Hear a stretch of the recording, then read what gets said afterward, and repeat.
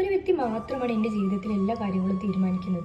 എപ്പോഴും അയാളെ മാത്രം ചിന്തിക്കുക, ആ വ്യക്തി ഇല്ലാതെ എനിക്ക് ജീവിക്കാൻ സാധിക്കില്ല, ആ ഒരു വ്യക്തിയിൽ മാത്രം ഡിപ്പെൻഡ് ചെയ്തുകൊണ്ട് ജീവിക്കുന്ന ഒരവസ്ഥ. പലപ്പോഴും അതൊരു സ്നേഹമായിട്ടോ അല്ലെങ്കിൽ ഒരു പ്രണയമായിട്ടോ ആണ് പല ആളുകളും തെറ്റിദ്ധരിക്കുന്നത്.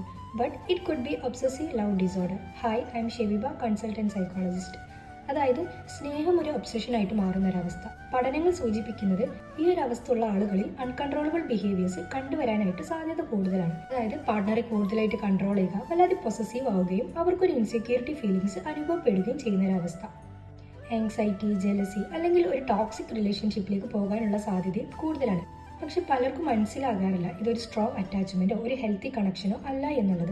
സ്നേഹം എന്ന് പറയുന്നത് ഒരു ഹെൽത്തി കണക്ഷനാണ്. രണ്ടുപേർക്കും പരസ്പരമുള്ള ഒരു ട്രസ്റ്റ്, ഒരു മ്യൂച്വൽ റെസ്പെക്ട്, അതുപോലെ തന്നെ പരസ്പരം കൊടുക്കുന്ന ഫ്രീഡം തുടങ്ങിയവയാണ് എന്നുള്ളത് നമ്മൾ മനസ്സിലാക്കണം.